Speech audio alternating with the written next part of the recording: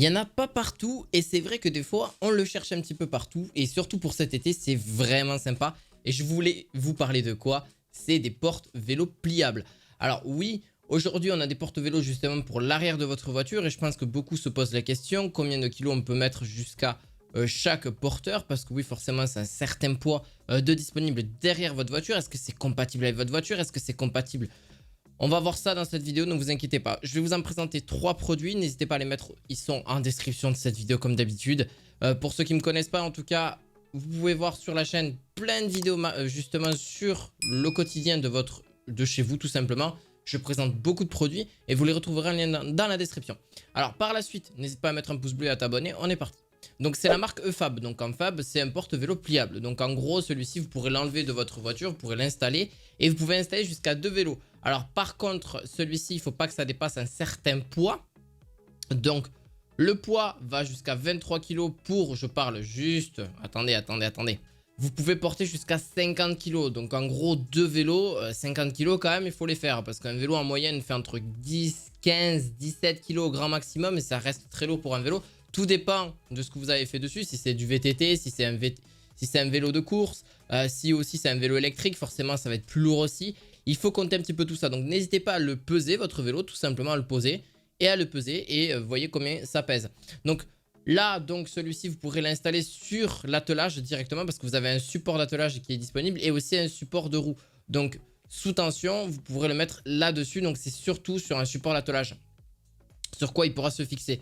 Donc faire vraiment attention à ça. Je vous rassure, vous pouvez le pencher, le porte-vélo, pour justement enlever, ouvrir votre coffre. Parce qu'il y en a beaucoup, ils ont des porte-vélos sur le coffre et ils ne peuvent pas forcément ouvrir leur coffre. Donc il faut faire bien attention à ça, de charger la voiture avant de mettre les vélos, ce qui est un petit peu logique aussi. Sinon vous allez être un peu gêné. Mais sur celui-ci, vous n'en avez pas besoin. Vous le retrouverez aussi en lien dans la description de cette vidéo. Et on passe au prochain. Donc le prochain, c'est clairement à peu près la même chose, sauf qu'on pourra mettre 3 vélos. C'est la marque Bullwing.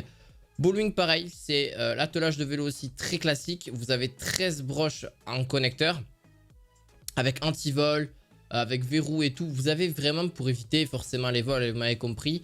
Ce qui est logique aussi. Et très robuste. Donc il se met forcément sur l'attelage de votre voiture. Mais c'est tellement bien de pouvoir transporter des vélos aujourd'hui. Parce que oui, moi clairement, je fais beaucoup de vélos. Je fais entre 30 et 40 km par jour en vélo.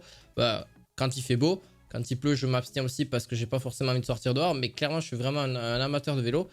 Et là-dessus, on a par la suite donc 3 disponibilités. Donc là, pareil, on peut bien sûr le pencher grâce à une manivelle tout simplement qui va pencher les vélos. Alors bien sûr, pour le remettre, c'est un petit peu plus lourd, hein, bien évidemment.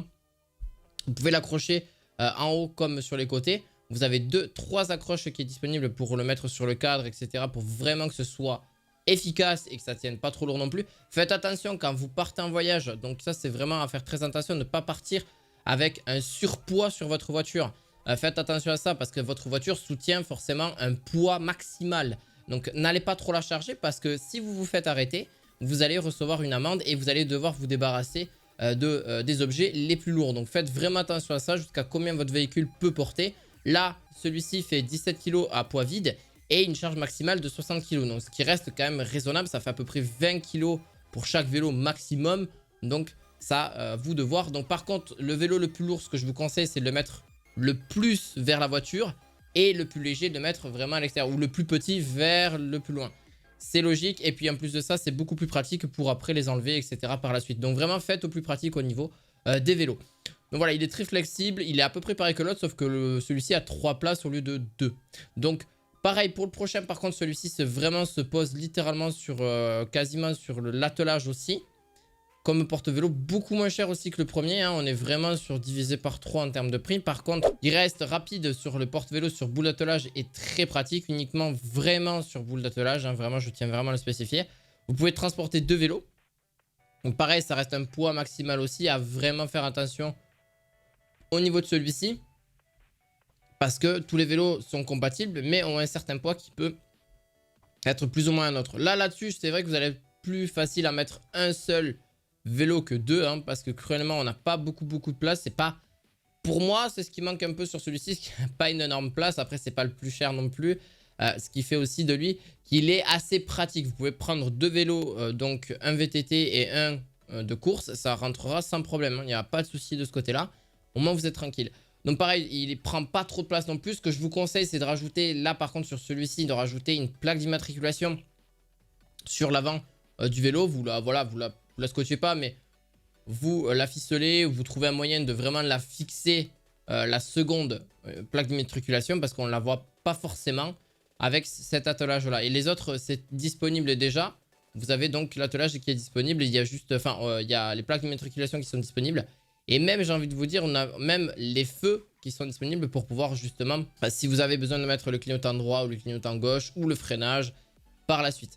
Donc voilà, le plus intéressant pour moi reste quand même, pour être vraiment honnête avec vous, ça reste celui qui porte jusqu'à 3 vélos. Bien sûr, il sera en description de cette vidéo. N'hésitez pas à mettre un petit pouce bleu, à vous abonner à la chaîne et on se retrouve très prochainement pour d'autres objets du quotidien.